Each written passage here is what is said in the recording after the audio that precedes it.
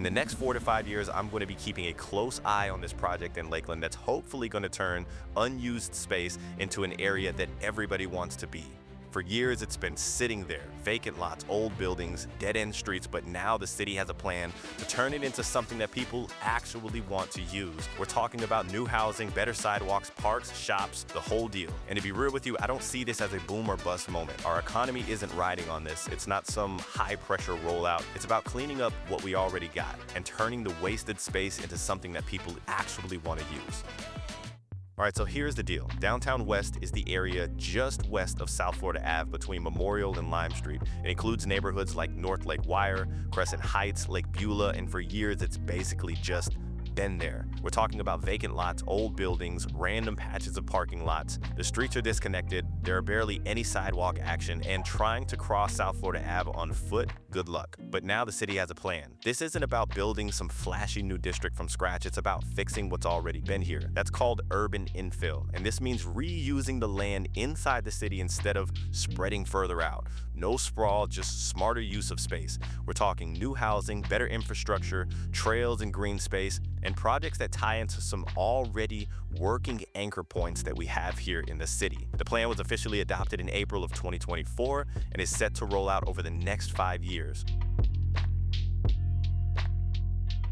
Here's the thing, downtown West isn't empty. It already has some serious assets in place. It's just been kind of disconnected from the rest of downtown. And these anchor points aren't struggling, they're solid, but with the right support, they can level up. The RP Funding Center is one of Lakeland's biggest assets. It's city-owned, it's packed with facilities, an 8,000-seat arena, a full theater, over 100,000 square feet of convention space, plus 2 hotels right on site. It's hosted everything from concerts and Broadway shows to supporting events and conferences. The building has been a part of Lakeland for decades. Back when it was the Lakeland Civic Center, it even hosted Elvis and Prince. And while the Lakeland Magic have since moved to Kissimmee, the venue still brings in thousands of people every year. But here's the thing, it sits just outside of the downtown core. People show up for an event, they park, go inside, and then leave. There's no real connection to the city, no reason to stick around. It's a major draw, but it operates like a bubble, cut off from the energy of downtown.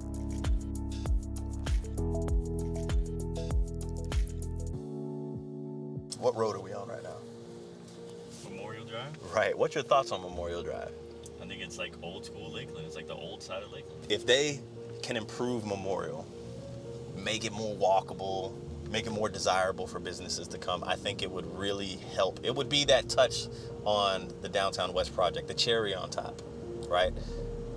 That's also going to help some of the real estate in the area. So you got all of this stuff being revitalized. I'm thinking about maybe looking into some real estate out here in this area because, oh, there goes Bonnet Springs right here. Memorial borders Downtown West, right? The whole Downtown West project is going to be tucked in this general area over here. They're actually doing studies right now. So I think there was like a $75,000 grant that was given to studies on like how they can improve Memorial. Now they're trying to improve this whole stretch from here all the way to I-4. I do think that can help out a lot. I mean, look at this right here. Check that out. They got tattoos and barbershops. Best city park. Top 10 USA Today, 10 best. Bonnet Springs, #1. I gotta check this out real quick. Let me see. There it is, #1. You probably can't see that, Bonnet Springs. That's crazy. I mean, it's a cool place. I mean, there's some cool parks on here. Gathering Place in Oklahoma, Missouri Forest Park, Lake Eola Park in Florida, Orlando, ranked #4, okay. Bonnet Springs Park is hands down one of the best things to happen to Lakeland in a long time. And if you've been, you get it. 168 acres of green space, walking trails, gardens, art installations, and one of the best playgrounds around. It's also home to the Florida Children's Museum. And personally, I think it's exactly what kids need right now. It's a place to get outside and get hands-on and learn the environment that they actually live in here in Florida. Not just reading about nature, experiencing it, touching it, running through it. But here's the thing, despite everything that this park offers, getting there from downtown isn't easy. It sits just on the other side of South Florida Ave and the CSX tracks. And unless you're driving, your options are limited. Walking there means dodging fast-moving traffic or trying to find a safe path that doesn't really exist. It feels close but disconnected, like a beautiful destination that's not quite part of the everyday flow of the city. All right, let's see if I know my Florida wildlife here, all right? You have, we call these specks, those fish up there. This is a barn owl, I'm reading it obviously. Woodpecker, that's some sort of ibis. I see a lot of these. No, let me cover it up. Okay. What is that right there? Oh, that's an Ingus. Ingus. Ah, no, that's not it. All right, what's that right there? Damn, is that a sandhill crane? All right, you got that one. Don't look. Go. What's this one right here? Oh, that's a mallard duck. Black-billed whistling duck. The first time I saw one of these birds was about a year ago at a golf course, and now I'm starting to see a lot of them. They're pink birds. A lot of people think in Florida, flamingos, you'll see them all the time. I never saw a pink bird before until I saw this damn thing. I know something that a lot of people do know. These things right here, this is a sandhill crane. Can't eat them in Florida, but in like Alabama and stuff, you can eat them. I don't think I would try them. The Lake Wire Apartments, to me, feels like the first real phase of the Downtown West project, and it's already turned into an anchor point. It's not just another apartment complex. It is upscale living, modern retail space built in, and it's a spot where we're finding more and more people actually want to be. This project is a solid example of how infill should look. Reclaim the space without going high rise, and putting something actually useful on the land that was just sitting there.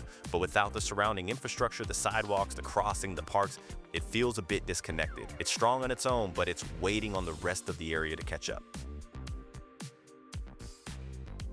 So the neatest part about Lake Wire is all of the retail space outside of your apartment complex, and one of the tenants that are already in place, Kelly's Ice Cream out of Orlando. And I love me some Kelly's. But there's a new ice cream joint that just opened up in Lakeland. Let's go check it out.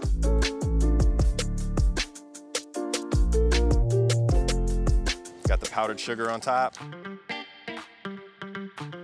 I mean, totally toasted this thing and it's holding together. I was worried, the scoop was so big, I thought it was just gonna go everywhere. Let's check it out.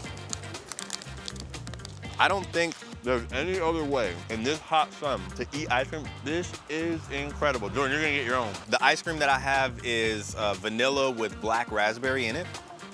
And so there's a buttery taste that's on the toast. It's not like toasty. It holds together very well. And then the inside is like a cream filling. But the cream filling just so happens to be delicious ice cream. It's incredible.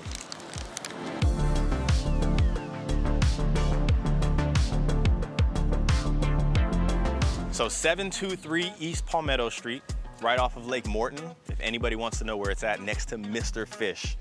I always do something for the people in the comment section. So what are we gonna do, Jordan? Those ice cream sandwiches, I wanna give away how many of them? 3? 3 is good. 3? All right, put Mootown inside of the description. I'm gonna pick 3 random people to get an ice cream sandwich on me, paid for. It's not called an ice cream sandwich though, whatever that's called. I'll butcher the name, but it's delicious. It's delicious, they might get one. Mootown Scoops in the description. These anchor points have already proven themselves. They're not hypothetical. They're not a part of some coming soon hype. They're here. They're operating. They're bringing people in. And the best part about it is Downtown West doesn't need to create momentum. It just needs to connect it. This project is going to build on what's already working and pulls everything together. This is going to be one of those projects that creeps up on you. You're just going to notice an area looking and feeling better. New sidewalks, green space, trails that link everything up. Neighborhoods like North Lake Wire and Lake Beulah are getting long overdue upgrades. Better lighting for the streets, ADA access, and modern sewer systems. And behind the scenes, that stuff makes a real impact. Some of the other things to expect: that chaotic South Florida Ave and George Jenkins intersection is getting a roundabout, a big win for the safety and flow. A pedestrian tunnel under the CSX tracks that will finally link Lake Wire to Bonnet Springs Park. And the old Ledger site is being transformed into a major gateway, up to 500 apartments, new retail, and a parking garage. It'll be the western front door to downtown. That to me is the cherry on top. It'll be the western front door to downtown Lakeland, a place that has been wildly successful over the last few years. And if this project can end up looking and feeling the way that I think it will, all while connecting these major anchor points, it'll be a win-win for the city. No pressure at all. I would love to know what you think down below. Are you excited about this? Do you even care? Let me know. I would love to stick around, but as long as you're subscribed, we're going to see each other again. So until next time.